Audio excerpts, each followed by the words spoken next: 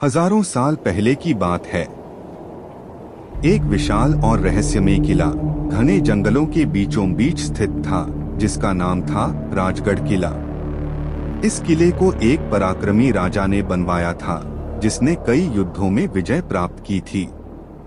किंतु इस किले की सबसे बड़ी पहचान इसका तहखाना था। लोगों का कहना था कि इस तहखाने में कुछ ऐसा छुपा हुआ है जो सदियों से न सिर्फ किले के निवासियों बल्कि आसपास के गांवों के लिए भी एक भयावह रहस्य बन चुका था। तहखाने के दरवाजे को बड़े बड़े लोहे की सलाखों से बंद कर दिया गया था। वहां जाने की सख्त मनाही थी और जिन लोगों ने भी कोशिश की वे कभी वापस नहीं लौटे। लोग कहते थे कि किले के तहखाने में एक भयानक और खतरनाक आत्मा कैद थी, जो सैकड़ों सालों से उस अंधेरी गहराई में सड़ रही थी।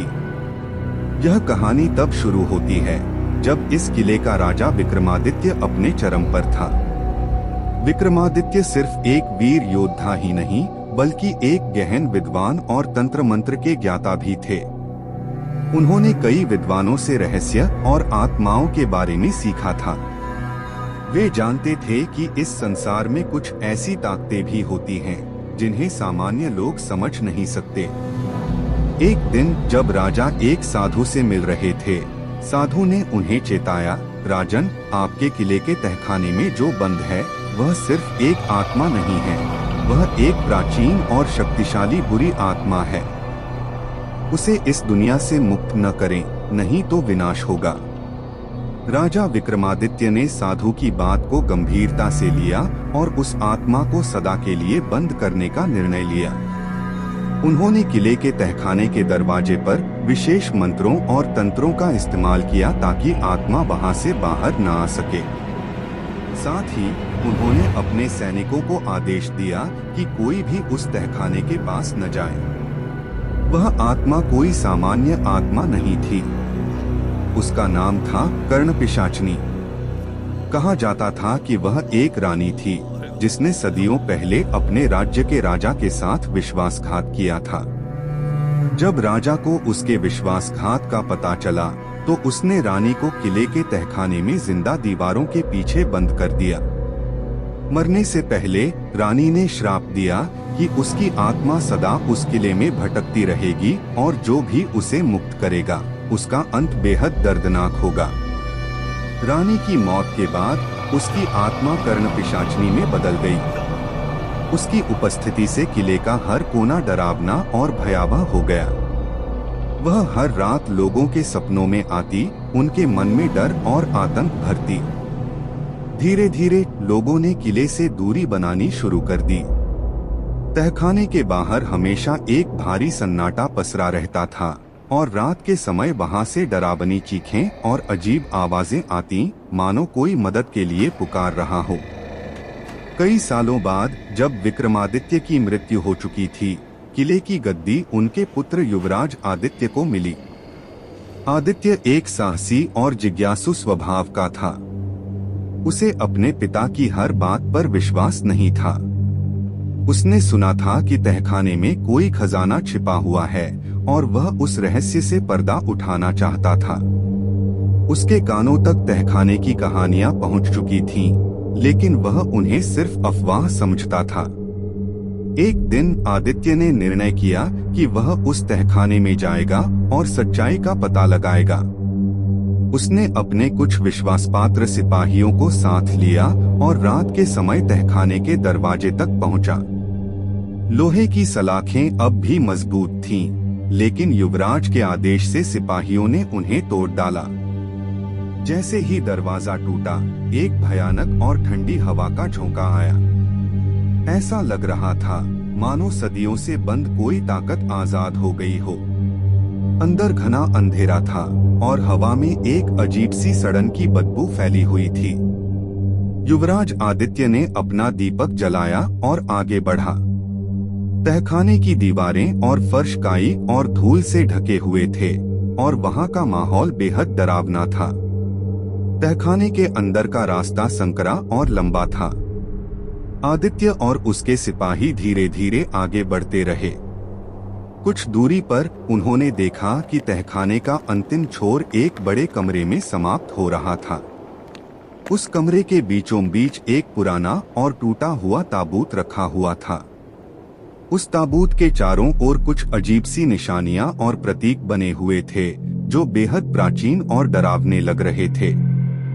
जैसे ही आदित्य ने ताबूत के पास जाकर उसे छुआ, एक तेज धमाके के साथ ताबूत का ढक्कन खुल गया और वहां से एक भयानक चीख निकलकर पूरे तहखाने में गूंजने लगी। युवराज आदित्य और उसके सिपाही स्तब्ध हो गए। ताबूत के अंदर से एक कंकाल निकला जिसकी आंखों में आग जल रही थी और चेहरा बेहद विकृत और डरावना था। वह कर्णपिशाचनी की आत्मा थी जो सदियों से तहखाने में कैद थी। कर्णपिशाचनी की आत्मा अब आजाद थी। उसने अपनी जलती हुई आंखों से युवराज आदित्य को देखा और एक खौफनाक हंसी हंसने लगी। तुमने मुझे आजाद कर दिया है, अब तुम्हारा विनाश निश्चित है, उसने कहा। आत्मा ने अपनी शक्तियों का उपयोग करते हुए तहखाने के अंदर अजीब घटनाओं की शुरुआत की। किले की दीवारें हिलने लगीं, जैसे भूकंप आ गया हो। सिपाहियों ने डर के मारे भागने की कोशिश की, लेकिन तहखाने के दरवाजे अचानक बंद हो गए। चारों ओर अंधेरा छा गया और कर्णपिशाचनी ने एक एक कर सिपाहियों को अपने क्रोध का शिकार बना लिया। आदित्य भयभीत था, लेकिन उसने हिम्मत नहीं हारी। वह अपने पिता की बातों को याद कर रहा था, जिन्होंने हमेशा उसे चेताया था कि तहखाने में छुपी शक्तियों से बचकर रहना चाहिए। किंतु अब बहुत देर हो चुकी थी। कर्णपिशाचनी ने आदित्य को घेर लिया और उसकी ओर बढ़ने लगी। आदित्य समझ चुका था कि इस आत्मा से बचने का एक ही तरीका है, उसका मोक्ष। उसे याद आया कि उसके पिता ने उसे एक विशेष मंत्र सिखाया था जो बुरी आत्माओं को शांत कर सकता था। लेकिन समस्या यह थी कि आदित्य को वह मंत्र ठीक से याद नहीं था। अब समय बहुत कम था और कर्णपिशाचनी उसकी ओर बढ़ती जा रही थी। आदित्य ने अपनी आंखें बंद की और मन ही मन मंत्र का उच्चारण करने की कोशिश की। जैसे ही उसने मंत्र पढ़ना शुरू किया, कर्णपिशाचनी चीखने लगी। उसकी शक्तियां कमजोर होने लगीं और उसने आदित्य से दूर जाने की कोशिश की, लेकिन आदित्य अब पूरी तरह से ध्यान में था। उसने मंत्र का पूरा पाठ किया और एक तेज रोशनी पूरे तहखाने में फैल गई। कर्णपिशाचनी की आत्मा चीखती चिल्लाती हुई हवा में घुलने लगी। उसकी चीखें धीरे धीरे शांत हो गईं और अंततः वह आत्मा तहखाने के अंदर ही समा गई। तहखाने का दरवाजा फिर से खुल गया और अंधेरा छंटने लगा। आदित्य ने एक गहरी सांस ली और वहां से बाहर निकला। किले में अब शांति थी, लेकिन तहखाने का रहस्य अब भी जीवित था। कर्णपिशाचनी की आत्मा तो शांत हो गई थी, लेकिन उसके डर का साया अब भी उस किले पर मंडरा रहा था। आदित्य ने निर्णय लिया कि वह किले के तहखाने को हमेशा के लिए बंद करवा देगा, ताकि कोई और उस भयानक आत्मा को फिर से आजाद न कर सके। किले के चारों ओर मजबूत सुरक्षा लगा दी गई और तहखाने का दरवाजा हमेशा के लिए सील कर दिया गया। किंतु जो भी उस किले के पास से गुजरता, उसे तहखाने से आती अजीब सी आवाजें सुनाई देती।